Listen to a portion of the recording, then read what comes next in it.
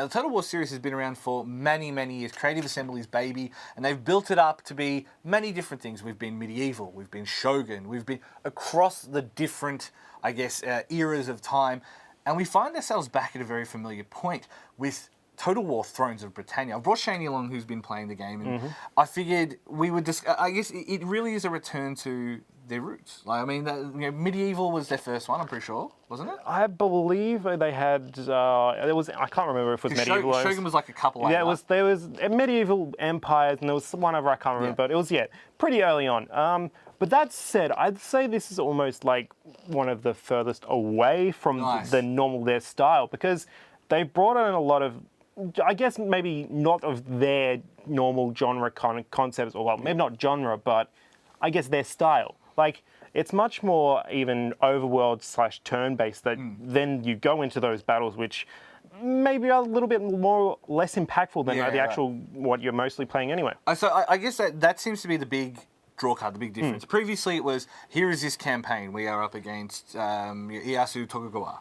Right, we're blah, blah, blah, blah, blah. We're doing this. This is the objective of the battle. Do the battle, right? And while that was always a great way to play, and it was a different take on what was the domination of Warcraft and Starcraft at the time, having individual units represented by all these masses of them, was different.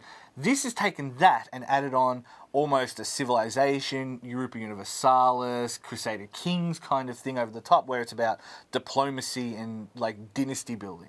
And they've always used to have some of those elements, but it was much more less focused, I guess, in this game.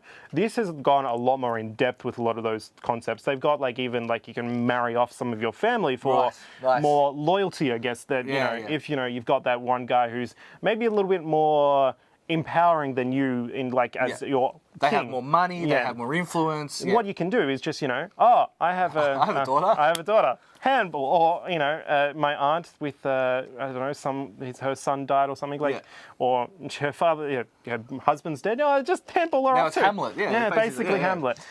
So and that is kind of, I guess Hamlet's a little bit later on, but that is the era we're looking at. We're looking at kind of, the millennium, the original millennium. So the 1800s through to whenever. So it's a different era. It is a different era, and I think it really actually works with this kind of era because it's also Vikings. Yes, that's the other big thing. It's not just Britannia, England, Saxons, kind of Normans. stuff. There's you've got your Vikings coming in from ships just from this fogged area. I don't know when they're coming, but now they're there. Oh, okay, that's nice. You've got a turn just to get ready for them, and otherwise they'll just land on your land and just basically pillage and that other thing. But it's really nice just to go, oh shit, I've got to adjust now to bring those units across, or I have to do something. I have to do something here, or I'm literally going to have half my town burnt to shreds. Right. So, and that is how it works. Basically, the main game, quote unquote, the actual battles themselves, what you can choose to play them are standard, real-time, Total War kind of strategy. Yeah. So basically, you click on when you're overworld map, you just click on an enemy unit with your big unit squad too. And then it'll go, okay, do you want to auto resolve this battle, or do you want a manual control? And if you're the aggressive, you can also choose night battles, which changes up a lot of the aspects of the game. You can have weather, or not options, but there's 3 chances. You can wait it out kind of thing. You've got 3 chances to wait it out and change the weather. So you can have fog, which reduces. So even then they've added on that extra level of tactics to when you're choosing to attack and all that kind of thing. And it's actually surprisingly a lot more complex, even just those battles and stuff. It's really nice to actually even get in and just play that, and the music is really surprisingly nice too.